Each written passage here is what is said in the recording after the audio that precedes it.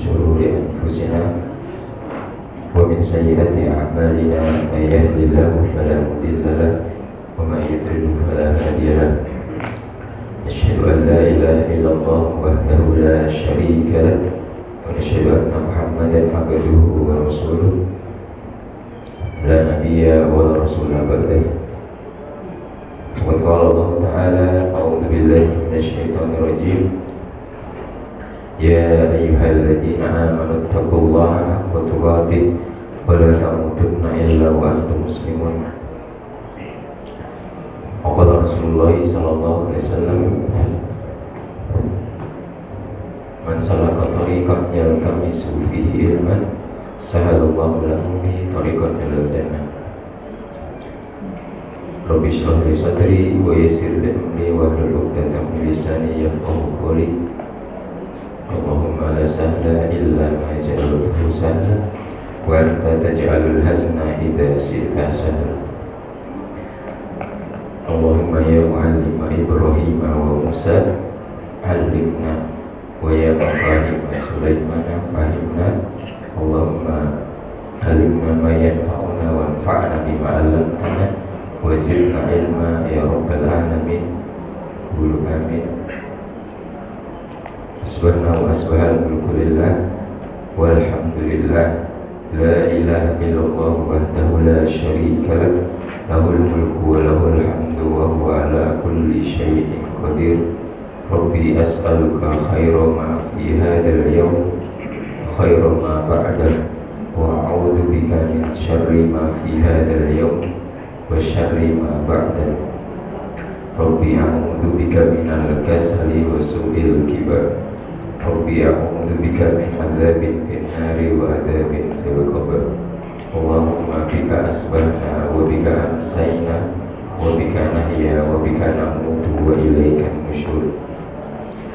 Allahumma anta rabbi la ilaha illa anta khalaqtani wa ana 'abduka wa ana 'ala ahdika wa wa'dika mastata'tu. A'udzu bika min syarri ma sana'tu. Abu'u laka bi ni'matika alayya wa abu'u laka bi dhanbi faghfir li fa innahu la yaghfiru dhunuba illa anta.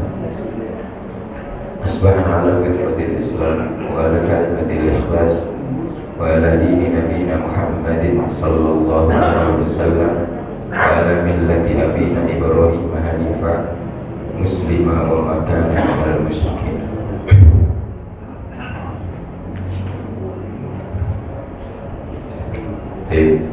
Menibidi jemaah sholat subuh yang dirahmati Allah Subhanahu wa Ta'ala. Sebelumnya mohon maaf suaranya agak gede.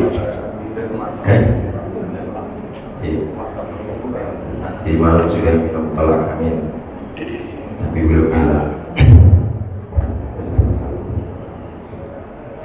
Alhamdulillah segala puji bagi Allah Subhanahu wa Ta'ala yang masih senantiasa memberikan kita kenikmatan,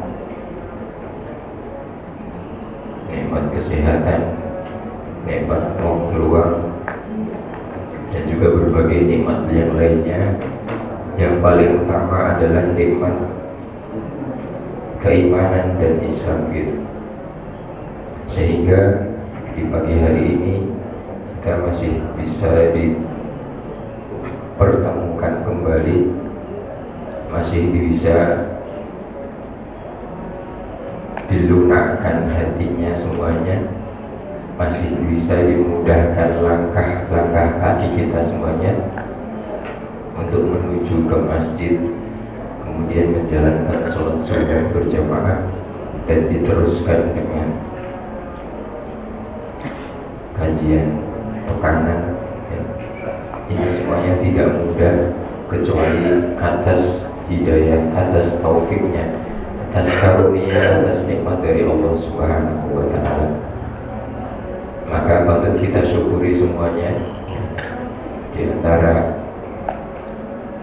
antara adab kita kepada Allah Subhanahu wa Ta'ala adalah dengan senantiasa kita mensyukuri atas karunia dan nikmat-nikmat yang Allah senantiasa diberikan kepada kita semuanya. Mudah-mudahan Allah Subhanahu wa taala senantiasa memberikan keistiqomahan kepada kita semuanya. Amin ya rabbal alamin. Kemudian salat dan salam kita curahkan kepada baginda kita, suri tauladan kita, yaitu Nabi Muhammad sallallahu alaihi wasallam, beserta para keluarganya, sahabatnya, tabi'in, dan pengikutnya hingga akhir zaman kelak.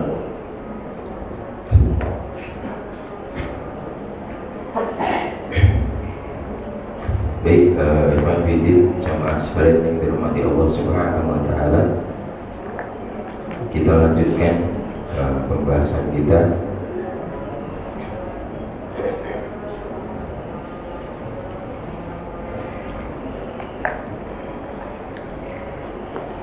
Lalu kita sudah masuk di bab orang-orang yang khusyuk dalam sholatnya. Hadirin jamaah sholat subuh yang dirahmati Allah Subhanahu wa taala, di dalam buku disebutkan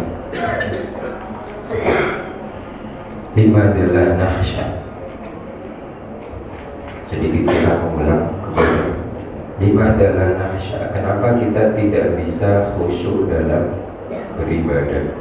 Kenapa kita tidak bisa khusyuk dalam tatkala kita menjalankan, mendirikan sholat kita? Al-Arif mengatakan inna dhawahir allati tadharu al-kathiri min qaswatil qalbi wa qahtul aini wa idamit tadabbur. Jadi sesungguhnya penyebab banyak sekali fenomena-fenomena yang terjadi pada saat ini, ya kenapa kebanyakan manusia tidak bisa khusyuk dalam sholatnya, tidak bisa khusyuk dalam ibadahnya. Ternyata banyak sekali yang terjadi itu karena yang pertama adalah qaswatul qalbi, yaitu kerasnya hati. Kemudian waqahtul aini wal i'damit tadabbur, yaitu waqahtul ain, sulit untuk merasakan dirinya, sulit baginya untuk meneteskan air mata tatkala membaca Quran, ataupun tatkala dia mendengarkan nasihat, mendengarkan ceramah, kajian, itu sulit baginya untuk bagaimana dia meneteskan air mata, mentadabburi apa yang dia dengar. Maka ini kenapa kita tidak bisa khusyuk? Di antaranya adalah 3 sebab tadi. Yang pertama adalah qaswatul qalbi, yaitu kerasnya hati kita, ya. Waqahtul aini, kemudian tidak bisanya atau sulitnya air mata kita untuk menangis. Menangis apa? Menangis bukan karena kehilangan harta, menangis bukan karena kehilangan istri, kehilangan anak istri, saudara, ya. Belum lama kemarin kita dengar musibah, ya Pak, terjadi kecelakaan di depan SDN Harapan Baru, ya, yang ditabrak kontainer, yang meninggal berapa? 10. Alhamdulillah nggak ada korban di antara yang di sini kan? Nggak ada kan? Kalau ada ya berarti nggak di sini.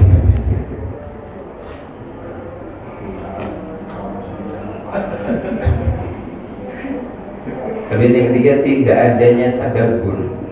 Tidak adanya tadabbur berarti kita tatkala sholat kita nggak mentadabburi apa yang kita baca. Tatkala kita baca Quran nggak mentadabburi apa yang kita baca. Nggak ada yang nggak kita rasakan ketika kita membaca Al-Quran. Gak mentadaburi apa yang kita dengarkan setelah kita mendengarkan kajian dan sebagainya. Dan itu semuanya tiga tadi itu disebabkan karena bisababin insyghali bidunya. Ketiganya tadi semuanya disebabkan karena kesibukan seseorang tadi terhadap urusan-urusan dunia. Allati tawat ala qulubina fa asbahat tusyarikuna fi ibadatina. Yang tiga tadi ya, yang kerasnya hati kita, kemudian sulitnya kita menangis, dan tidak adanya tadabbur tatkala kita sholat, baca Quran dan sebagainya, itu disebabkan karena insyghali bidunya.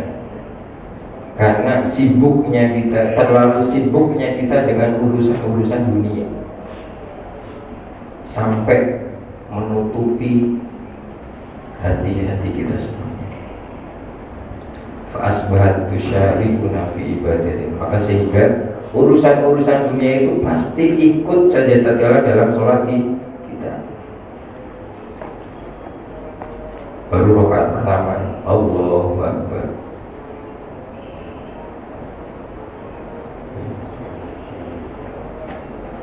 Sudah ingat siapa?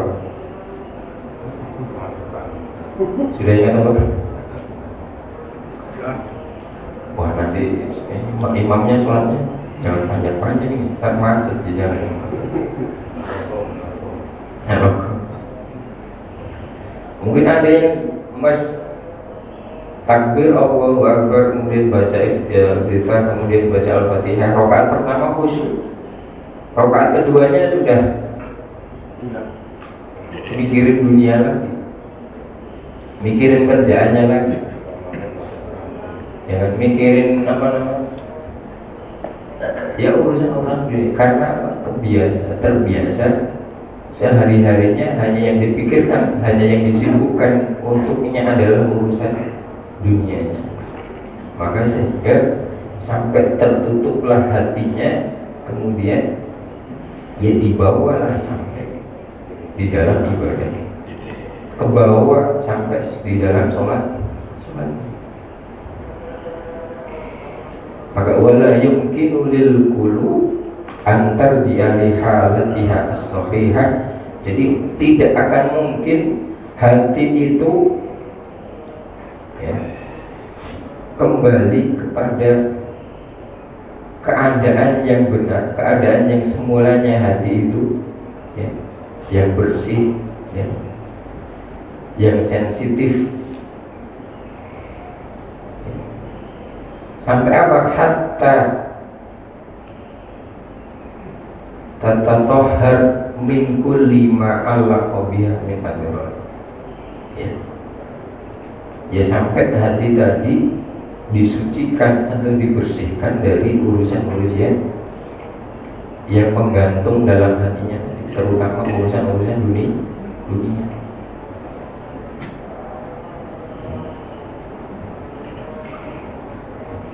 Masyarul muslimin sidang sholat subuh yang dirahmati Allah Subhanahu wa taala. Maka itu diantara kenapa kita tidak bisa khusyuk dalam melaksanakan sholat kita. Ya perlu kita introspeksikan diri. Mungkin selama ini kita terlalu sibuk dengan urusan dunia kita, sehingga sholat pun membawa urusan-urusan dunia. Padahal sholat itu yang akan nanti membahagiakan.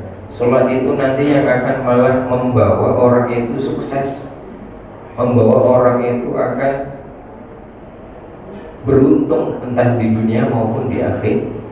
Kata Nabi Muhammad SAW, Inna awwala ma yuhasabu bihil abdu sholat bi sholati. Jadi sesungguhnya yang pertama kali nanti akan dihisab dari seorang hamba, sesungguhnya amal yang pertama kali akan dihisab dari seorang hamba tadi ya bi sholati, yaitu amal sholat sholatnya. Fa in sholuhat faqad aflaha wa anjah. Maka apabila sholatnya telah baik, telah benar, faqad aflaha wa anjah, maka sungguh akan beruntung dan akan sukses. Ya. Maka kalau sholatnya baik, ya, sholatnya khusyuk, rukun syaratnya semuanya terpenuhi, ya kan? Maka dia akan sukses dan akan beruntung entah di dunia maupun di akhirat. Fa'in fasadat, maka apabila sholatnya rusak, faqad khaba wa khasir, maka sungguh telah celaka dan telah merugi bagi orang-orang yang sholatnya rusak, bagi orang-orang yang di dalam sholatnya membawa ketidakkhusyuan di dalam sholat.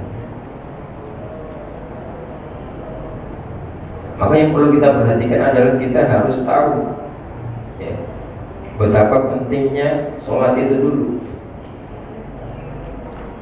Ya, maka diantaranya pentingnya sholat, ya, sholat itu diantara rukun yang kedua, rukun diantara rukun-rukun Islam. Bunyal Islamu ala khamsin, syahadati an la ilaha illallah wa anna Muhammadar Rasulullah. Kemudian yang kedua, wa iqamis sholat. Jadi diantara pentingnya sholat itu sholat dijadikan rukun yang kedua setelah yang pertama syahadat dulu, kemudian baru sholat. Itu diantara saking pentingnya sholat. Dan sholat tadi juga yang akan pertama kali dihisab nanti di hari kiamat sebagai hamba kita, sebagai sholat itu sebagai kewajiban kita.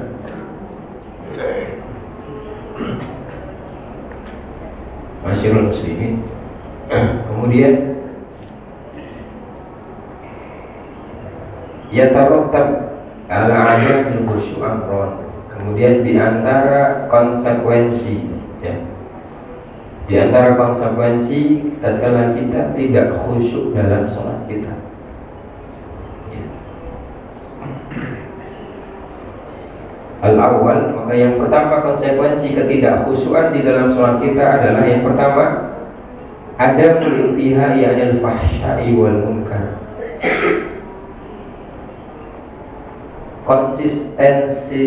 Konsistennya dia dalam melaksanakan perbuatan fahsya dan munkar, perbuatan keji dan perbuatan munkar. Maka di antara konsekuensinya, tatkala kita sholat kita itu tidak khusyuk, ya, maka yang pertama tadi ada intiha ada fahsya, konsistensinya.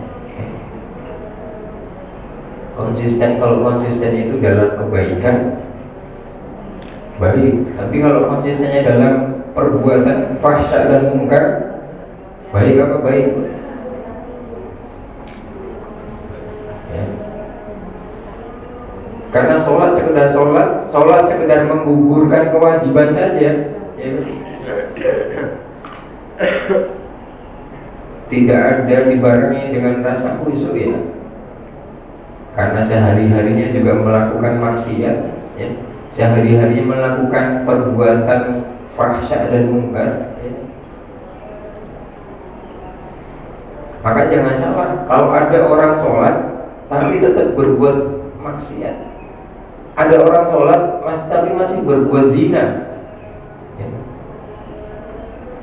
Bedakan antara fahsya dan munkar. Kalau fahsya itu perbuatan apa? Perbuatan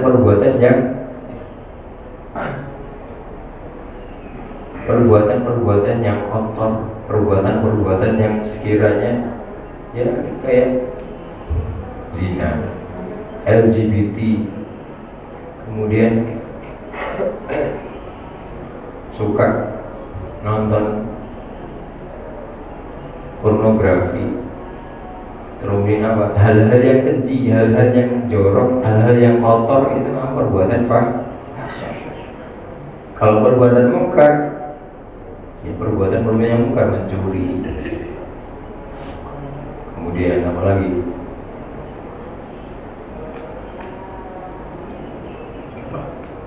Apa? Gibah. Gibah itu termasuk fahsyah atau mungkar? Gibah itu termasuk karena gibah itu seakan-akan memakan daging saudaranya sendiri. Kalau makan daging sapi ya makan daging saudaranya sendiri itu. Makanya tatkala orang itu dia sholat tapi tetap mengerjakan fahsyah dan mungkarnya, maka yang disalahkan bukan sholatnya.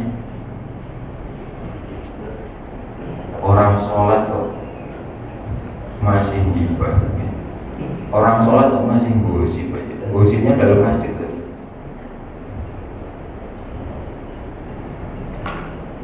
Maka berarti ada yang salah di dalam sholatnya. Bukan sholatnya yang salah, tapi orangnya yang salah. Ada yang salah dia tatkala dia dalam mengerjakan sholatnya. Padahal Allah Subhanahu wa taala berfirman, "Innas sholata tanha 'anil fahsya'i wal munkar." Sesungguhnya sholat itu tanha 'anil fahsya'i wal munkar, yang mencegah dirinya dari perbuatan keji dan mungkar.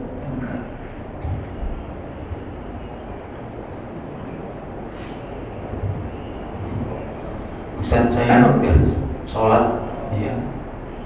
Sholat setiap hari juga sholat 5 waktu di masjid, ya. Tapi maksiat masih gampang, Ustaz.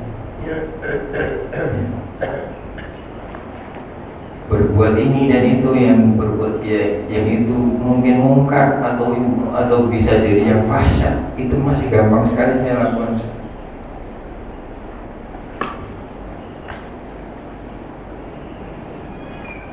Berarti ada yang salah dalam sholat. Ya paling tidak minimal dia masih mau untuk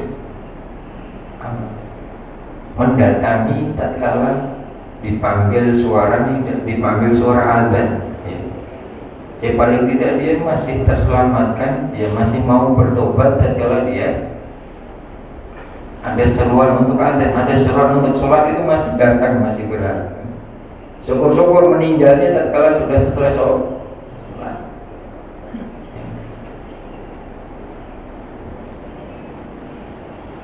Tapi juga jangan berharap, ya kan? Ya kan? Sholat subuh di masjid, habis sholat subuh pergi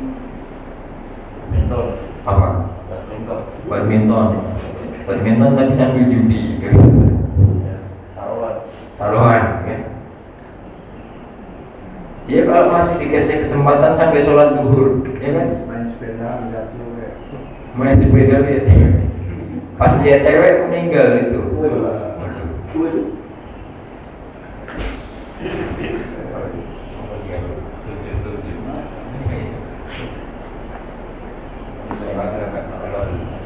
Maka ada kisah yang menarik. Ketika itu ada seorang pemuda.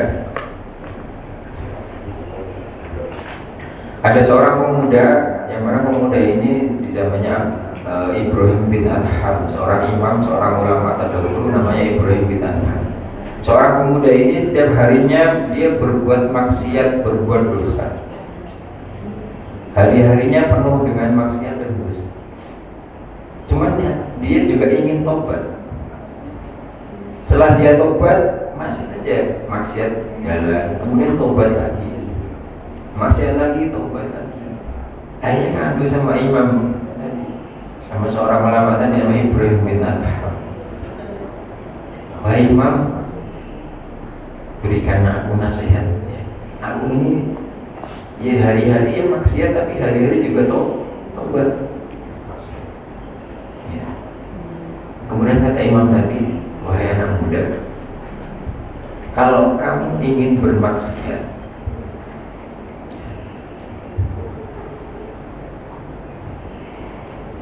alhamdulillah ada yang nyatet sekarang, ya Bang. Berarti kewajibannya gugur ya. Kewajiban yang lain gugur. Ada yang nyatet berarti. Nanti kalau bapaknya lupa silakan tanya yang nyatet. Wahai anak muda, kalau kamu ingin bermaksiat, maka jangan bermaksiat di buminya Allah Subhanahu wa taala. Kalau kamu ingin berzina, kalau kamu ingin mencuri, kalau kamu ingin maksiat yang lainnya, ya, mau ingin melakukan dosa, maka jangan lakukan itu di buminya Allah Subhanahu wa taala. Kata seorang pemuda, mana mungkin bisa? Ya semua bumi ini miliknya Allah Subhanahu wa taala. Semua bumi dan seisinya yang menciptakan Allah Subhanahu wa taala. Berarti yang miliknya Allah Subhanahu wa taala. Orang kafir pun juga tahu. Orang yang gak beriman pun juga tahu bahwasanya bumi ini seisinya juga milik dari Allah Subhanahu wa taala. Maka kata Imam, maka malulah, ya, malulah kamu tatkala kamu bermaksiat, tatkala kamu melakukan dosa tadi, itu masih menginjakkan kakimu di buminya Allah Subhanahu wa taala.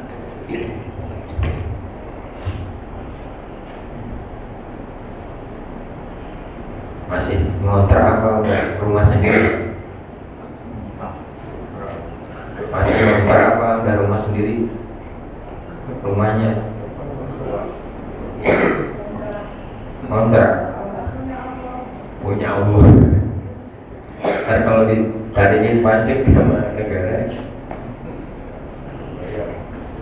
ini buminya Allah.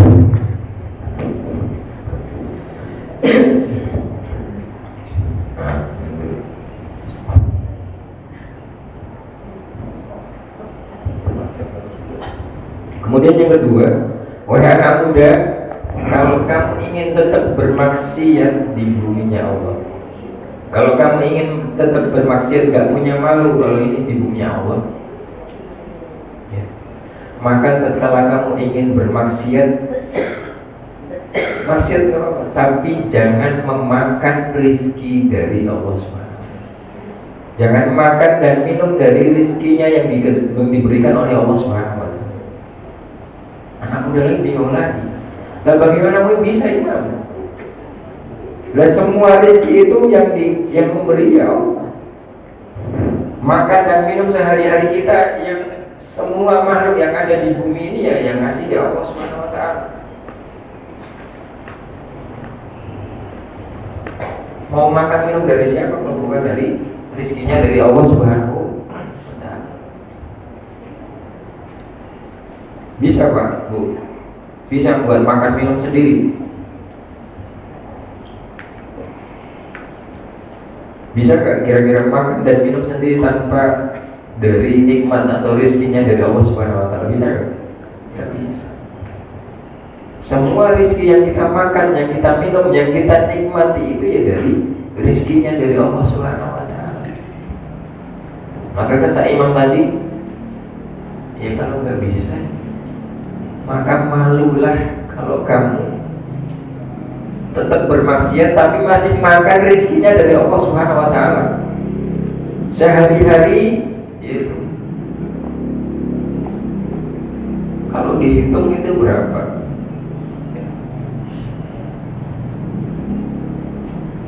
Ya kalau kita makan di warteg saja, kalau nggak nasi di Padang aja udah ketahuan kan.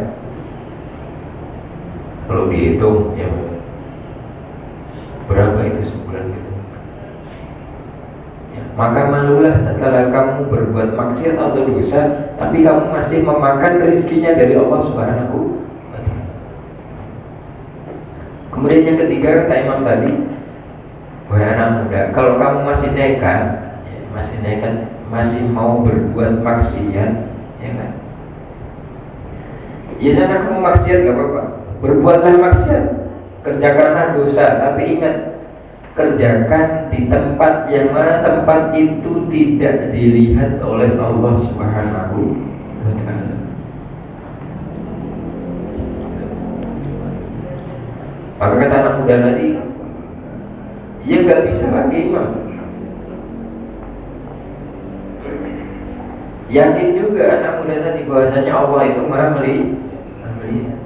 Bahwasanya Allah itu mendengar, melihat apa-apa yang kita kerjakan.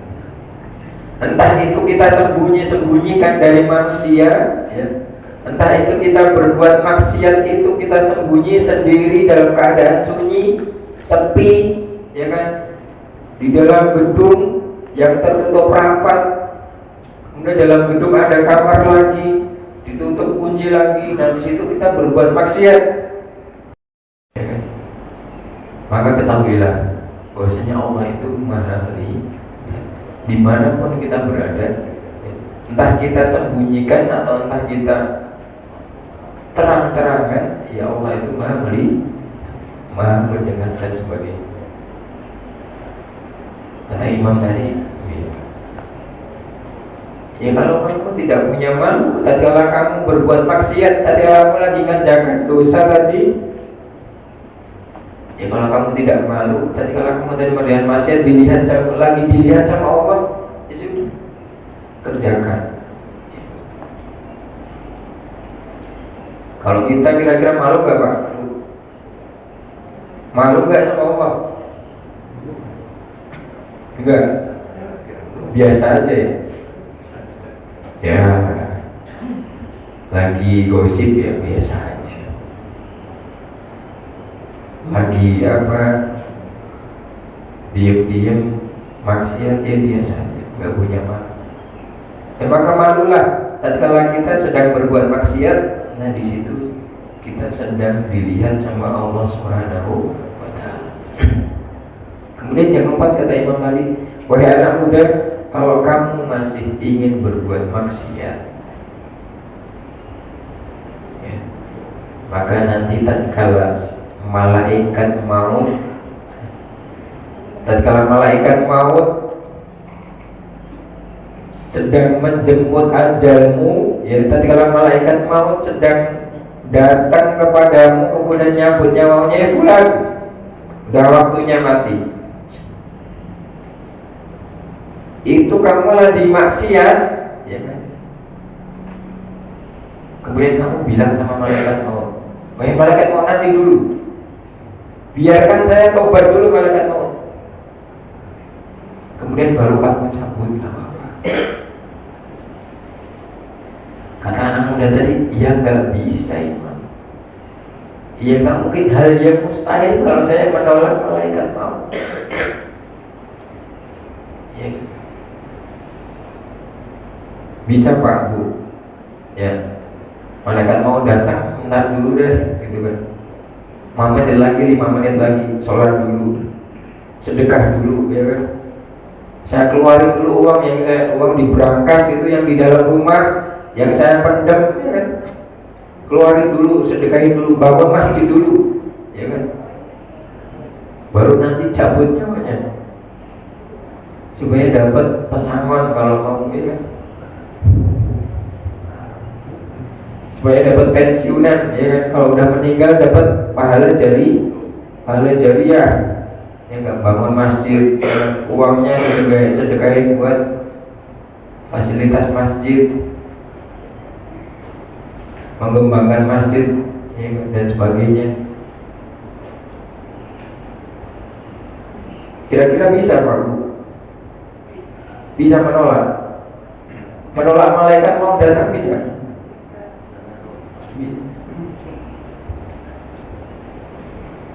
Maka kata Imam tadi, ya maka malulah. Malu tatkala kita berbuat maksiat, malu tatkala kita lagi melakukan dosa, ya, lagi enak-enak maksiat, tiba-tiba malaikat mau datang, cabut.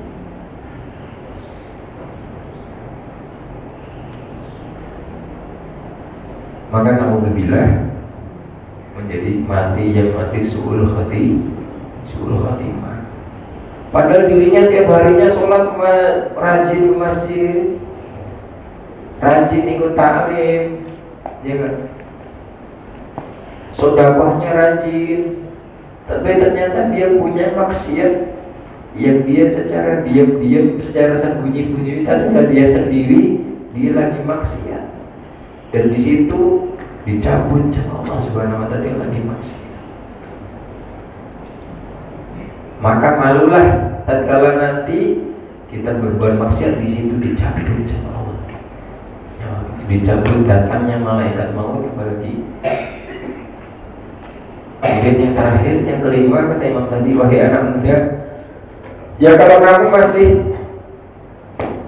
ngotot, masih tadi taubat maksiat, taubat maksiat lagi.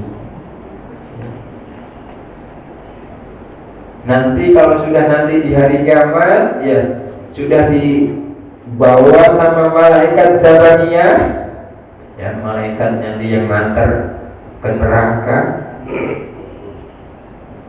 Kamu bilang sama malaikat itu, saya nggak mau masuk neraka, saya nggak mau dibawa ke neraka, biar di sini aja. Lah enak banget ya.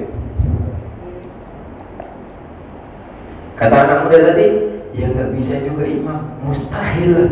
Kalau kita sudah di hari penghisapan, sudah di hari perhitungan, sudah di hari di situ sudah ditentukan masuk neraka atau masuk surga, kemudian kita nolak, udah biar saya di sini saja, ya nggak bisa. Hal yang mustahil. Ya. Maka kata Imam, maka malulah kalau kamu tidak bisa menolak ajakan malaikat tersebut. Maka malulah ketika kamu tidak bisa menolak ajakan malaikat tadi. Ma'asyiral muslimin, sidang sholat subuh yang dirahmati Allah Subhanahu wa Ta'ala, maka di dalam kisah ini bisa kita petik pelajaran apa? Ya malu kita kepada Allah Subhanahu wa Ta'ala. Di pertemuan, di pelajaran yang awal-awal dulu, malu itu termasuk apa? Termasuk cara kita untuk supaya kita ibadah kita lebih semangat. Malu dan supaya apa? Supaya ibadah kita mencapai, ya, kedekatan kita lebih dekat dengan Allah Subhanahu wa Ta'ala. Kita malu, merasa malu bahwasanya sholat kita selama ini ternyata belum khusyuk. Ternyata kita 40 tahun, 30 tahun sholat, bacaan sholat itu nggak tahu artinya. Ya Pak, Bu, ada yang masih belum tahu arti bacaan sholatnya?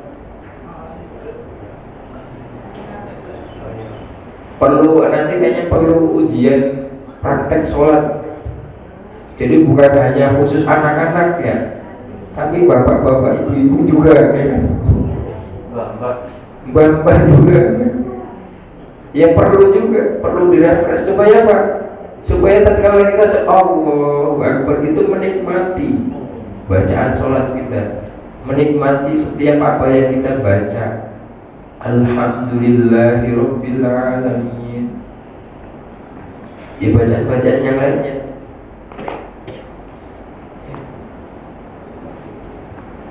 Maka malu supaya apa? Malu kepada Allah supaya kita berusaha, supaya kita malu bahwasanya selama ini ternyata. Maka itu Ikhwan fillah rahimahullah, mudah-mudahan kisah tadi bisa kita ambil ibrahnya, bisa kita ambil hikmahnya supaya kita malu. Kalau kita sampai sekarang ini ternyata masih punya amalan, bukan punya amalan, punya perbuatan maksiat, yaitu mungkin kecil ya. Tapi kalau itu dilakukan secara sembunyi-sembunyi, dalam keadaan sepi, gak ada yang tahu kecuali kita dengan Allah, atau gak sadar yang kita kerjakan itu ya diketahui oleh Allah Subhanahu wa Ta'ala.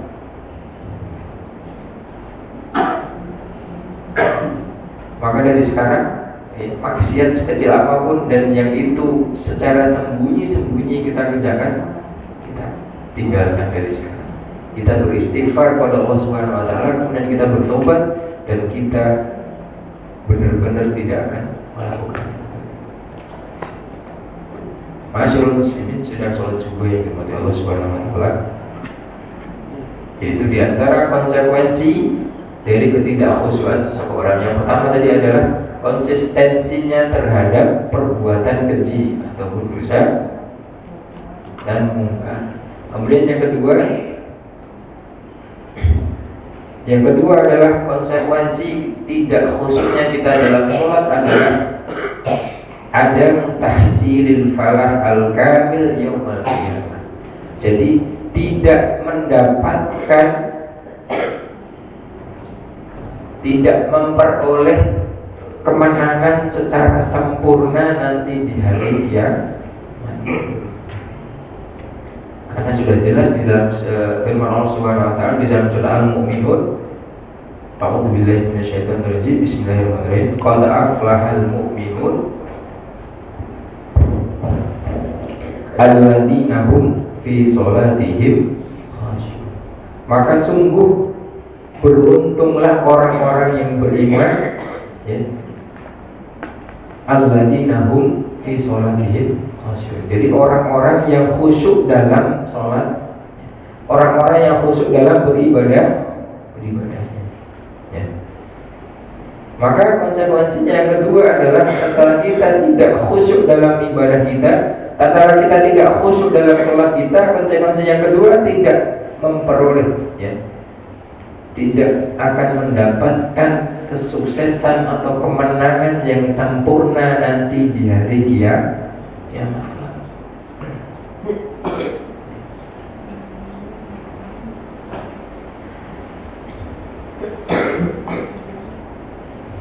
Kemudian kata Ma'alif dalam buku ini disebutkan ruhus sholat. Maka ruhnya sholat adalah al-khusyuk, ya. Maka sesungguhnya ruhnya sholat itu ya khusyuk. Karena apa khusyuk? Wa ruhus sholat wal maksudu al-a'dam minha faslatu bila khusyu'in kabadanin mayyitin la ruhun fihi. Jadi ya rohnya sholat adalah khusyuk. Kalau orang itu tidak khusyuk dalam sholat, ya seakan-akan sebagaimana badan yang sudah mati tidak ada roh, ya. Badan yang sudah mati tidak ada roh itu ya tidak bisa nggak bisa hidup, nggak bergerak. Ya kalau sholat nggak ada khusyuk ya tadi sekedar Allahu Akbar, sekedar Allahu Akbar, sami Allah, sudah, assalamualaikum, assalamualaikum, sudah selesai.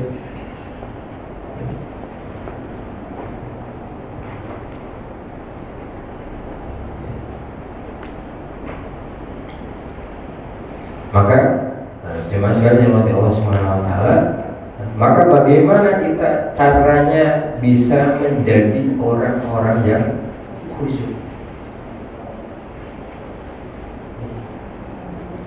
Kaifa nakunu minal khashi'in. Maka bagaimana cara kita bisa menjadi orang-orang yang khusyuk dalam sholat? Banyak cara-cara ataupun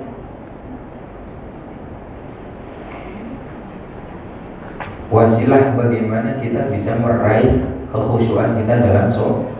Maka diantaranya yang pertama adalah antastahdiruna dzarullah ta'ala ilaika fi harakatika. Maka kita menghadirkan, ya, menghadirkan perasaan kita bahwasanya Allah itu selalu mengawasi kita dalam semua gerak-gerik, dalam setiap harokat yang kita kerjakan, dalam setiap harokat yang kita gerakkan, ya. Maka diantara ya tadi bagaimana kita bisa meraih kekhusyuan adalah kita menghadirkan perasaan bahwasanya Allah itu mengawasi setiap apa-apa yang kita kerjakan, setiap apa-apa yang kita gerakkan. Wasukna tidak, dan setiap ketenangan tatkala kita sholat. Wa fi qira'atika, dan setiap bacaan yang kita baca. Wa fi qiyamika, dan setiap apa yang kita lakukan, entah dalam keadaan berdiri atau dalam keadaan duduk atau dalam keadaan tidur, dan bagaimanapun kita menghadirkan bahwasanya Allah itu selalu mengawasi dalam hidup kita, selalu mengawasi dalam setiap gerak, setiap menit, setiap detik yang kita lakukan. Maka hadirkan perasaan bahwasanya Allah itu selalu mengawasi diri kita. Maka fal khusyu'u la yahtassu bisolat. Maka khusyuk itu bukan hanya khusus dalam sholat, tapi juga dalam hal yang lainnya. Karena apa? Khusyuk itu wa innama huwa ibadatun qalbiyah. Karena khusyuk itu adalah ibadahnya hati. Ya. Yadharu atharuha 'alal jawarih fi kulli ahwalil abdi. Maka khusyuk itu adalah ibadahnya hati. Khusyuk itu adanya tempatnya di hati, tapi asarnya, ya, tetapi bekasnya akan membekas dalam setiap perbuatan seorang hamba di dalam keseharian. Ya. Maka itu yang pertama di antara bagaimana kita meraih khusyuan di dalam sholat. Bagaimana kita bisa meraih khusyuan dalam sholat? Yang pertama ya kita menghadirkan perasaan bahwasanya Allah itu senantiasa mengawasi diri kita dalam setiap gerak-gerik, setiap menit, setiap detik yang kita lakukan. Kemudian yang kedua, sanian ma'rifatu li rabbih jalla jalaluhu wa ma'rifatan sahihatan turasu ta'dim. Jadi yang kedua, bagaimana kita bisa merasakan kekhusyuan, ya, yaitu dengan cara ma'rifatul rabbi, dengan cara ma'rifatullah, dengan cara mengenal Allah Subhanahu wa taala. Siapa sih Allah? Allah itu yang memberi kita rezeki, Allah itu yang menciptakan dunia ini dan sebagainya. Supaya apa? Supaya melahirkan, supaya mewariskan bahwasanya kita bisa mengagungkan Allah Subhanahu wa taala, supaya kita bisa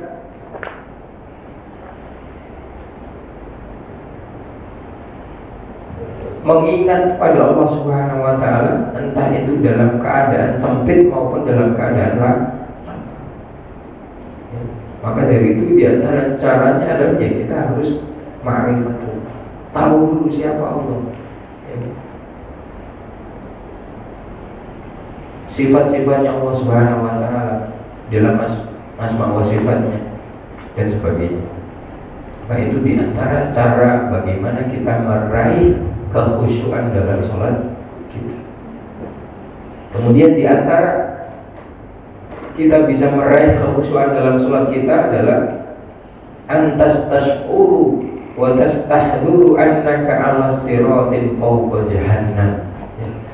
Jadi tatkala kita lagi sholat, ya, tatkala lagi sholat kita merasakan dan menghadirkan gambaran bahwasanya tatkala kita sholat itu kita sedang berada di atas bergejolaknya api neraka jahanam. Padahal kita sholat itu bayangkan, ya, rasakan, hadirkan rasa bahwasanya kita sudah lagi dalam di tengah-tengah, ya, gejolaknya api neraka jahanam.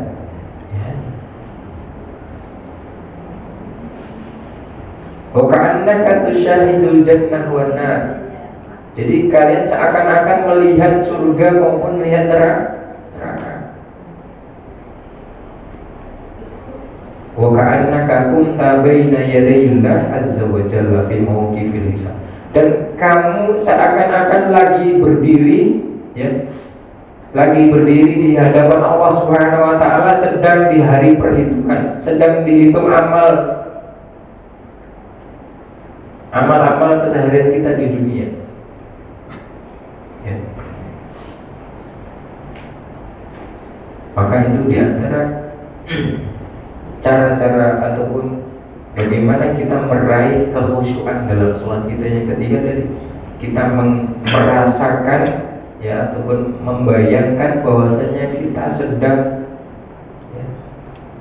sedang di atas sirot, sedang di atas jembatan, sedang di atas gejolaknya api neraka ya. Kemudian kita seakan-akan melihat itu surga, melihat itu neraka. Kemudian kita seakan-akan sedang berdiri di hadapan Allah Subhanahu wa taala di hari perhitungan. Seolah-olah sedang bermuhasabah diri, ya kan? Maka itu di antara supaya kita bisa meraih kekhusyuan di dalam sholat kita.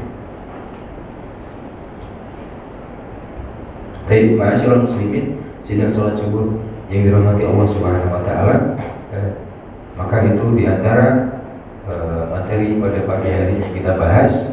Itu tadi yang pertama adalah kenapa kita tidak bisa khusyuk. Kemudian yang kedua, konsekuensinya dari ketidakkhusyuan seseorang tadi ya. Intinya adalah konsekuensi kita tatkala kita tidak khusyuk ya tadi, konsistennya dalam mengerjakan dosa-dosa besar, yaitu fasya dan munkar. Yang kedua, tidak memperoleh kemenangan yang sempurna pada hari kiamat. Kemudian yang ketiga, poinnya adalah bagaimana cara kita menjadi orang yang khusyuk. Kita bahas 3, masih banyak cara-cara bagaimana kita nanti meraih kekhusyuan dalam ibadah, terutama dalam sholat kita. Ya, masih banyak lagi cara-cara yang akan kita bahas nanti di pertemuan selanjutnya. Ma'asyiral muslimin, sidang sholat subuh Bapak Ibu semuanya yang dirahmati Allah Subhanahu wa taala. Mungkin pagi hari ini kita coba sekian untuk materi kita di pekan yang pertama ini. Kemudian kita bisa melanjutkan di pertemuan selanjutnya ya.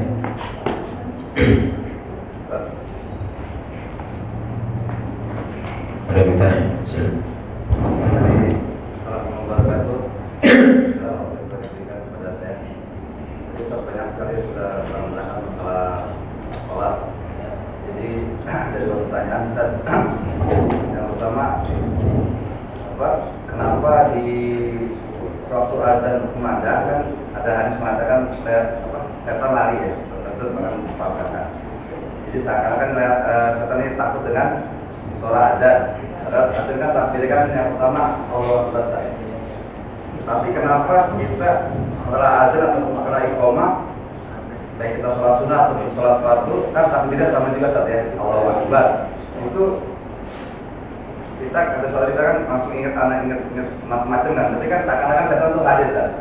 Nah ini menurut saya tanyakan, kenapa pas kita sholat atau yang lain itu setan hadir, tapi pas waktu azan setan berlari, takut gitu. Itu yang pertama.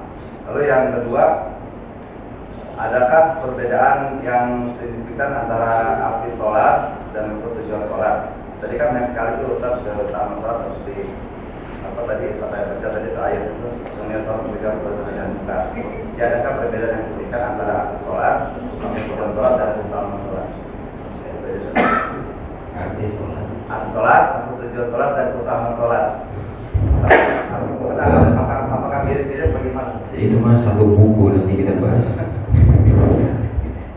Arti sholat, keutamaan sholat sama Keutamaan sholat, tujuan sholat.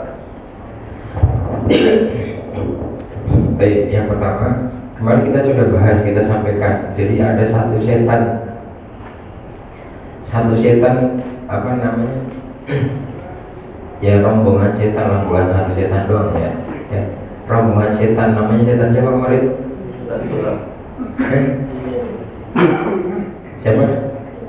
Khinzib. Ada setan khinzib.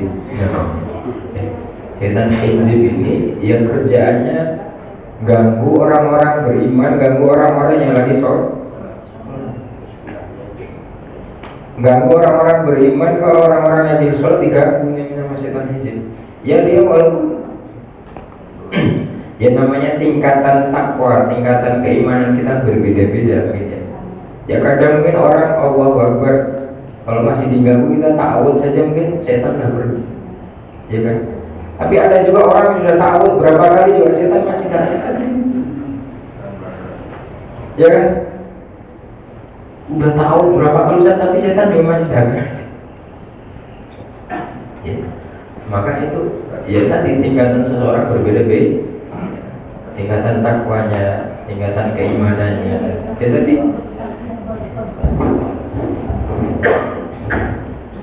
ya ada orang yang ketemu ya baru dibacain Al-Fatihah langsung setannya guling-guling ya. Tapi ada juga yang mungkin di dalamnya ada jinnya, kemudian kita bacakan Al-Fatihah, yang bacain Al-Fatihah malah yang kedua kebaliknya ya. Maka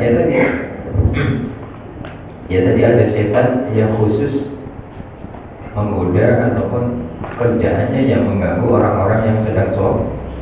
Makanya ya nggak heran misalkan udah azan, ya mungkin kita tahu hadisnya kalau azan itu setan itu terbirit-birit lari sampai terkentut-kentut ya. Ya azan selesai balik lagi setannya. Karena tahu apa? Keutamaannya sholat itu ya akan menguntungkan orang-orang beriman. Maka kerjanya setan jangan sampai orang beriman itu nanti beruntung dengan mengerjakan sholat itu, nanti akan beruntung di dunia maupun di akhirat. Setan hijab tadi berusaha bagaimana orang beriman itu tidak beruntung di dunia maupun di akhirat.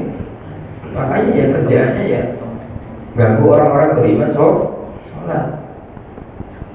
Ya tadi baru Allahu Akbar aja udah ya kan, mikirin dunia, mikirin kerjaannya dan lain sebagainya ya.